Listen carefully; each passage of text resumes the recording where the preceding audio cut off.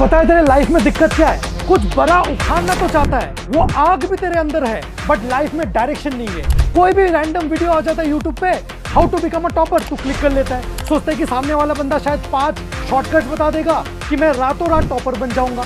अगर तेरे को ऐसा लगता है कि ये वीडियो भी वैसा होने वाला है, अभी के अभी ये वीडियो छोड़ के जा सकता है। मैं कोई यूट्यूबर नहीं हूँ, एक हार्डकोर टीचर हूँ। ईयर्स ऑफ टीचिंग एक्सपीरियंस में हजारों टॉपर से मैंने इंटरैक्ट किया है, उनके डेली हैबिट्स को ट्रैक किया है, एंड वही हैबिट्स ट्रैक करने के बाद ऐसे 5 क्वालिटीज मैं तेरे को इस वीडियो में बताना चाहता हूँ। बट जो नंबर 1 क्वालिटी तेरे अंदर होना चाहिए, अगर तू बाकी क्वालिटीज को इंप्लीमेंट करना चाहता है, कि बच्चा मेहनती होना चाहिए। कोई शॉर्टकट नहीं है टू सक्सेस। जब तक तेरे में वो मेहनत करने वाला स्किल नहीं आएगा, तब तक ये सारे एडवाइसेस तेरे लिए बिल्कुल काम के नहीं है। Number 1 and most important quality जो मैंने अक्रॉस टॉपर्स ऑब्जर्व किया है, वो है माइंडसेट। काफी सारे स्टूडेंट्स से मैं मिलता हूं कि सर हम तो नहीं कर पाएंगे, पता नहीं क्लास 10 का बोर्ड एग्जाम कितना डिफिकल्ट होता होगा, हम तो आज तक 60, 65, 70% स्कूल में लाते थे, आप कहां 90% लाने की बात कर रहे हो। तो बहुत बच्चे तो पहले दिमाग में ही हार जाते हैं। पहले ही आप सोचो ना, अगर आप हार मान लो, बोर्ड एग्जाम तो 8 से 9 महीने बाद होने वाला है, पहले ही हार के बैठे हो तो कैसे जीत पाओगे। वेरस टॉपर्स सुबह उठ के ही अपना शक्ल देख के अपने आप को बोलते हैं कि मैं कर सकता हूं, अगर बाकी लोग कर सकते हैं तो मैं कर सकता हूं, करके दिखाऊंगा। लायन का एग्जाम्पल ले लो।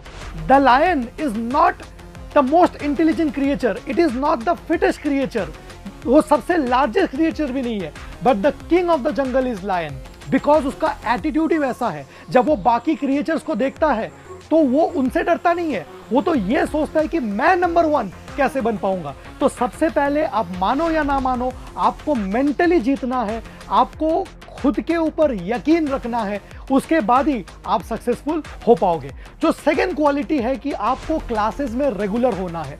आप ऐसा नहीं सोच सकते कि सर 2-3 क्लासेस अगर स्किप हो गए तो टीचर्स तो बहुत अच्छे नोट्स देते हैं, वो नोट्स में फॉलो कर लूंगा।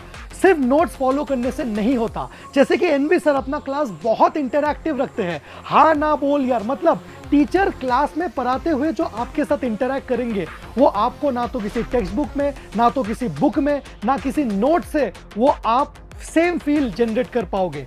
टीचर के साथ क्लासेस में इंटरैक्ट करके, बात कर करके जो इंफॉर्मेशन आपके दिमाग में फिट होता है, एक कंसेप्ट के बारे में जो मेंटल पिक्चर क्लास में ही फिट होता है, वो सेम फील आप क्लासेस स्किप करके कभी भी जनरेट नहीं कर पाओगे। जो थर्ड इंपॉर्टेंट पॉइंट है, सेल्फ स्टडी आवर। जैसा कि आप देख सकते हो, शिखा मैम सेल्फ स्टडी कर रही है। आप अगर ये सोचो कि सर देखो क्लासेस मैंने अटेम्प्ट कर लिए, नोट्स मैंने बहुत अच्छे से बना लिए, तो बस अब तो डायरेक्ट एग्जाम में जाके मैं खेलूंगा, अगर ऐसा आप सोचते हो तो आप बिल्कुल गलत हो। क्योंकि जब तक चीजों को आप खुद स्वयं बैठ के लाइन बाय लाइन रीड ना करो, दिमाग में पहली बार क्लास से आके तो वो पता चलेगा। अगर आज ही आप क्लास से एक नया टॉपिक सीख के आए हो, अगर आज ही मैं आपसे पूछूं, आज तो बता दोगे, बट बार बार उसको सेल्फ स्टडी नहीं करोगे तो आपके दिमाग में फिट नहीं होगा। ठीक है सर, दिमाग में फिट कर लिया, अब तो चले जाते हैं। अब नेक्स्ट क्या हो सकता है बेटा? सिर्फ क्या एक बार दिमाग में फिट करने से हो गया? रिवाइज कौन करेगा इसे?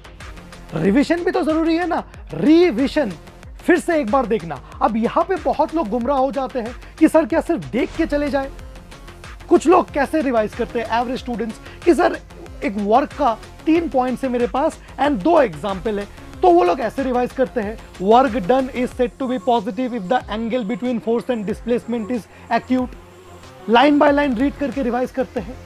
तो सर कैसे रिवाइज करना चाहिए? ऐसे ही तो हम लोग रिवाइज करते हैं। नहीं बेटा, रिविजन का मतलब, अगर ये आपका नोटबुक है एंड यहाँ पे ये 3 पॉइंट्स लिखे हैं, तो आपको सिर्फ इन पॉइंट्स को गो थ्रू नहीं करना है, आपको क्या करना है, इस नोटबुक को करना है बंद, एंड बंद करके अगर आप बिना देखे ये 3 पॉइंट्स बोल पाते हो, तब वो है रिवीजन। कि सर फर्स्ट पॉइंट क्या था? फर्स्ट पॉइंट में ऐसा बोला गया था कि work done is said to be positive if angle is acute. Sir second point में ऐसा बोला गया था if force and displacement are in same direction, and third point में ऐसा बोला गया था if force and displacement are in same direction then speed and kinetic energy of the body increases. अब फिर 2 एग्जांपल्स थे, when a body is drop from a height then work done is positive. देखो मैंने बिना देखे ये सारे points को समराइज किया। ऐसे होता है आपका रिवीजन। रिवीजन कभी भी नोट्स के लाइन बाय लाइन रीडिंग से नहीं होता। कॉपी को बंद करके आप मेंटली आंखें बंद करके जब अपने दिमाग में चीजें रीअरेंज करते हो। सर अब ऐसे कर रहे थे, अगर एक दो पॉइंट भूल गए तो, अगर एक दो पॉइंट भूल गए तो फिर देखो, अगर पॉइंट्स भूल जाते हो फिर देखो, अच्छा ये पॉइंट था, ये याद आ गया। ऐसे आपको चीजें रिवाइज करना है। जो सबसे लास्ट इंपॉर्टेंट क्वालिटी है जो बहुत लोग अंडर एस्टिमेट करते हैं, एंड ये इसलिए करते हैं क्योंकि 10th का सिलेबस तो इतू सा होता है, इतू से सिलेबस में आप थोड़ा बहुत रिवाइज करके, थोड़ा सेल्फ स्टडी करके भी जा सकते हो, बट इट इज इंपॉर्टेंट कि आपका एक एग्जामिनेशन टेम्परामेंट बने। एग्जामिनेशन टेम्परामेंट का मतलब आपका रेगुलर टेस्ट देने का हैबिट हो। रेगुलर से मतलब है कि स्कूल का टेस्ट हो सकता है, ये कोचिंग का टेस्ट हो सकता है, या फिर सेल्फ एनालिसिस भी आप कर सकते हो।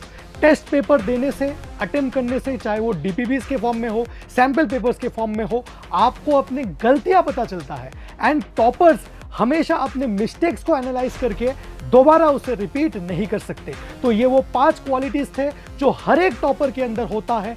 आप कोशिश करो कि आज से ये 5 क्वालिटीज आपके अंदर डेवलप हो।